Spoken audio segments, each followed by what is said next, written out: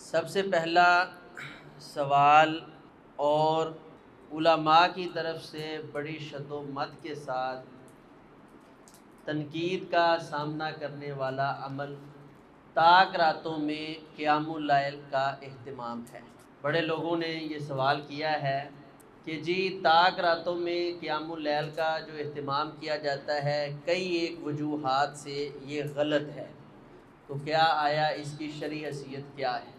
سب سے پہلی دلیل یہ ہے کہ یہ اعتکاف کی راتیں ہیں اور اعتکاف انفرادی عبادت ہے، تو یہ قیام اللیل کا اہتمام کر کے یا دروس کا اہتمام کر کے تربیت کا نظام قائم کر کے لوگوں کو انفرادی عبادت سے محروم کیا جاتا ہے۔ تو آپ یہ بات سمجھیں کہ آخری عشرہ یہ اعتکاف کا عشرہ ہے۔ اعتکاف کا معنی دنیا سے الگ تھلگ ہونا ہے، نہ کہ دین سے ہی الگ تھلگ ہو کر رہ جائے۔ نبی علیہ الصلوۃ والسلام کا ارشاد ہے، آپ نے فرمایا لا رہبانیت فی الاسلام، اسلام کے اندر رہبانیت نہیں ہے کہ بندہ بالکل دین اور دنیا سے الگ تھلگ ہو جائے، اس کو پتہ ہی نہ ہو اور یہ اپنا جو ہے الگ ایک سسٹم قائم کرے کہ جی یہ میں اللہ کی عبادت کر رہا ہوں۔ تو اعتکاف میں رسول اللہ صلی اللہ علیہ وسلم خیمہ لگایا کرتے اور خیمے میں آپ اپنا اکثر وقت گزارتے، لیکن آپ کو پتہ ہے کہ نبی علیہ الصلوۃ والسلام نے رمضان المبارک کی 3 راتیں لوگوں کو باجماعت نماز تراویح پڑھائی ہے۔ اب آپ ان علماء سے یہ سوال کریں جو کہتے ہیں کہ جی یہ آپ انفرادی عبادت کو اجتماعی عبادت میں تقسیم کر رہے ہیں۔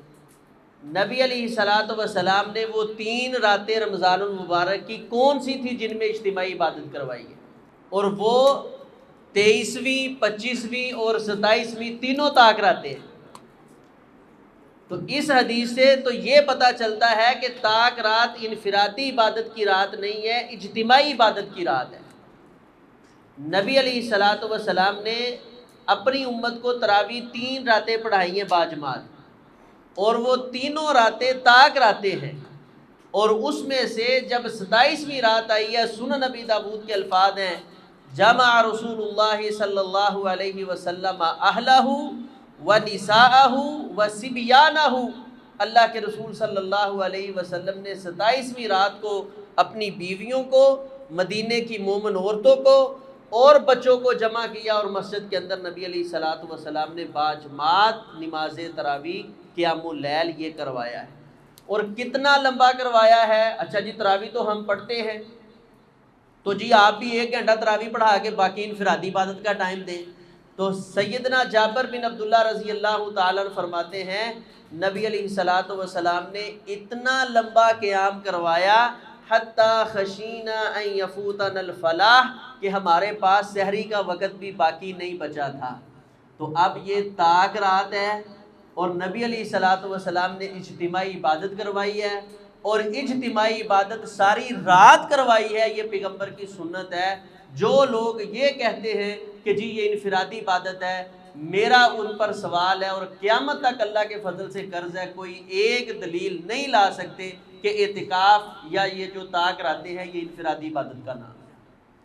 تو اس لیے بلا وجہ لوگوں کو اشکالات میں ڈالنا یہ کوئی عقل مندی نہیں ہے۔ دین اسلام دلائل کے ساتھ اور وسعت کے ساتھ سمجھا جاتا ہے، اس لیے میں ان علماء سے گزارش کرتا ہوں جو اس مسئلہ میں تنگ نظری کا مظاہرہ کرتے ہیں، ان کو یہ چاہیے کہ ذرا وسعت کے ساتھ دین کا مطالعہ کریں۔ دوسرا اعتراض اس پر یہ کیا جاتا ہے کہ جی نبی علیہ الصلوۃ والسلام 11 رکعت تراویح پڑھا کرتے تھے یا قیام اللیل۔ ماں جی عائشہ فرماتی ہیں لا یزید فی رمضان ولا فی غیرہ علی 11 رکعہ، کہ نبی علیہ الصلوۃ والسلام 11 رکعت سے زیادہ نہیں پڑھا کرتے تھے۔ تو یہ نبی علیہ الصلوۃ والسلام کا عمومی عمل تھا، ہمیشہ یہی عمل نہیں تھا۔ صحیح البخاری کے اندر عبداللہ بن عباس رضی اللہ تعالیٰ عنہ بیان فرماتے ہیں میں نبی علیہ الصلوۃ والسلام کے ساتھ ٹھہرا، نبی علیہ السلام کے ساتھ رات گزاری، نبی علیہ الصلوۃ والسلام نے 2 کر کے 12 رکعتیں پڑھی، اور پھر رسول اللہ صلی اللہ علیہ وسلم نے وتر پڑھا ہے۔ تو نبی علیہ الصلوۃ والسلام 13 रखते, और फिर वितर के बाद भी 2 रखते नबी अलैहिस्सलातु वस्सलाम से साबित है। 15 रखते नबी अलैहिस्सलातु वस्सलाम रात को पढ़ा करते थे। तो माँ जी आयशा सिद्दीक़ा रज़ी अल्लाह ताला अन्हा के घर में आप अमूमन 11 रकत पढ़ा करते थे। तो माँ जी ने अपने इल्म के मुताबिक उस चीज़ को बयान कर दिया, और इसके कसीर दलाइल मौजूद हैं कि सैयदा आयशा सिद्दीक़ा रज़ी अल्लाह ताला अन्हा ने ये बयान किया कि नबी अलैहिस्सलाम फ़कत यही अमल करते थे, उसके मुतबादल वो अमल नबी अलैहिस्सलातु वस्सलाम से साबित है। तो इसलिए ये इन्हिसार करना या इस पे ये शर्त लगा देना कि सिर्फ 11 रखते ही हैं, ये कोई अक्लमंदी नहीं है। हाँ, अमूमन नबी अलैहिस्सलातु वस्सलाम 11 रकत पढ़ा करते थे। बाकी नबी अलैहिस्सलाम का अमूमी हुक्म है, आपने फरमाया सलातुल लैली मसना मसना, रात की नमाज 2-2 रखते हैं। अब आदमी 2-2 रखते करके पढ़ता जाए। तो नबी अलैहिस्सलाम अगर 11 रखते होते तो आगे आप क्या फरमाते कि भाई जब आपकी 10 पूरी हो जाए तो 1 रकत वितर पढ़ लो। तो आपने क्या फरमाया, फ़इदा खाशिया अहादुकुम सुबह, जब तुम में से किसी को सुबह का डर हो, 2-2 करके पढ़ता जाए। जब सुबह का डर हो फल यूतिर बिवाहिदा, तो फिर आप 1 रकत वितर पढ़ लें। तो इस हदीस के मुताबिक हम ये कोशिश करते हैं कि लोगों को इसी बहाने एक तो नबी की सुन्नत, रसूलुल्लाह सल्लल्लाहु अलैहि वसल्लम की सुन्नत पर अमल किया जाए कि सारी रात हम बेदार रहें, और इसमें जो है क़ियाम का अहतमाम किया जाए, दुरूस का तरबियती जो मामलात हैं उनका बंदोबस्त किया जाए, और इसके साथ साथ हम नबी अलैहिस्सलाम की इस सुन्नत पर भी अमल करना चाहते हैं कि हम सिर्फ 11 रखते पढ़कर ही वितर पढ़ने के, 10 रखते पढ़कर वितर पढ़ने के ही कायल नहीं हैं।